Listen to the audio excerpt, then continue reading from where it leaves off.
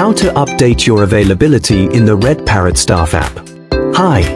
In this video, I'll show you how to update your availability in the Red Parrot Staff App. First, log in and open the app. Once you're on the dashboard, look for the availability option.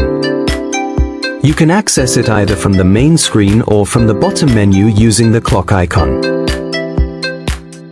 Tap on it to open the calendar. Here, you'll see the current month with all the dates. Now, select your availability using the following options. E for early shift, morning to afternoon. L for late shift, afternoon to evening. Night for night shifts. And U, A if you are unavailable. If you're available for a long day, you can select both E and L. If you're not available, choose U, A so we don't contact you unnecessarily. Once you've selected your availability, tap Save in the top right corner. Your availability will be submitted.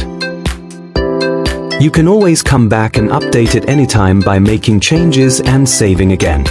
Just remember, if you don't tap Save, your availability won't be updated. After saving, you'll see a confirmation message, your availability modified successfully. And that's it, your availability has been successfully updated.